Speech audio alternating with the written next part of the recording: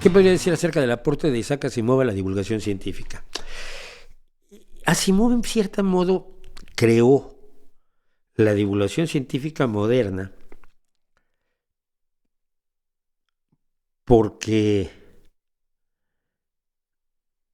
utilizó los recursos de la literatura para hacer divulgación científica cuando la propuesta original de la ciencia ficción era otra. Esto es una historia muy interesante.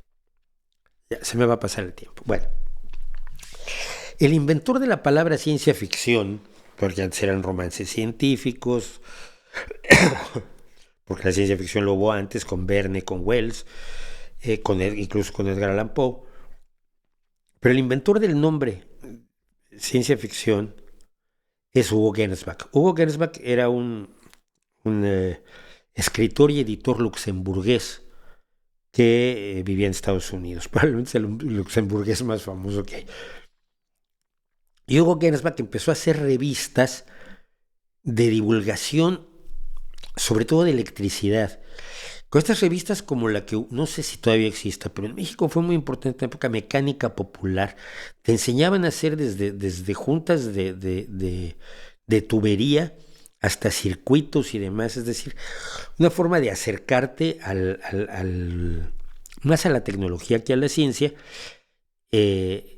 explicándote qué hacer. Y Hugo Gernsback hizo varias revistas de electricidad popular donde le enseñaba a la gente cómo funcionaba la electricidad y podía hacer circuitos y cosas así, ¿no?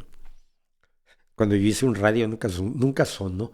Yo hice una radio que nunca sonó en mi taller de electricidad en la secundaria, pero bueno. Y Hugo Gernsback decidió que se podía usar la literatura para divulgar ciencia, la ciencia ficción. Y empezó a escribir y a fundar revistas. Creo que la que él funda es Amazing, no me hagan mucho caso. En revistas donde se contaban historias que pretendían divulgar ciencia. Al final eso no funciona del todo bien. Y al final lo que ocurrió es que un montón de escritores tomaron la idea y dijeron, perfecto, nos vamos a dedicar a escribir ciencia ficción, aunque no divulguemos ciencia. Increíblemente divulgaban lo más importante, que era el pensamiento científico, la alfabetización científica, la aproximación científica a los problemas. La sección de la ciencia ficción que se dedicaba a explicarte cómo funcionaban realmente las cosas es lo que se llamó, durante un tiempo al menos, la ciencia ficción dura. Isaac Asimov era bioquímico, era doctor en bioquímica.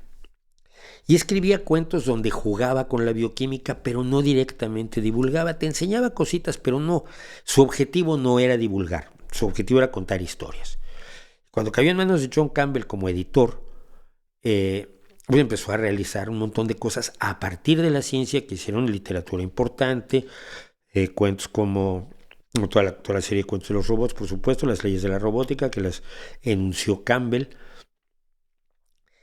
Pero todas sus ganas de ser profe de ciencia, más sus conocimientos, más su habilidad literaria, Isaac Asimov es un gran contador de cuentos, aunque sus personajes sean planísimos. Sus personajes carecen totalmente de profundidad. Como constructor de personalidades es bastante malo entre los escritores. No tiene, no sé, la profundidad de un Harry Harrison, de un Philip K. Dick. Pero es un gran contador de historias y empieza a utilizar su habilidad literaria directamente para la divulgación científica y luego para la divulgación histórica y luego para la divulgación de absolutamente todo. Y esto llama la atención de mucha gente, científicos y no científicos, incluido Carl Sagan, que ven la posibilidad de contarle la ciencia a la gente de esa manera. Entonces, ahí yo pondría como uno de los pilares de la moderna divulgación científica, perdón, a Isaac Asimov. Todo esto aclarando que yo en este momento estoy teniendo graves problemas con la divulgación científica porque siento que no estamos llegando precisamente a las personas a las que están llegando los negacionistas. Creo que estamos predicándole demasiado al coro y no estamos realmente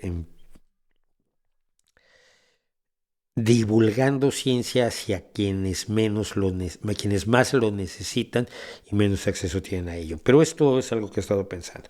Pero fuera de eso, sin duda alguna, el maestro Asimov es el maestro Asimov y es un sujeto al que hay que seguir teniendo que leer. Por supuesto, lean La Fundación, pero no lo olviden. Lean las 3 primeras novelas de La Fundación. Lo demás es perfectamente olvidable.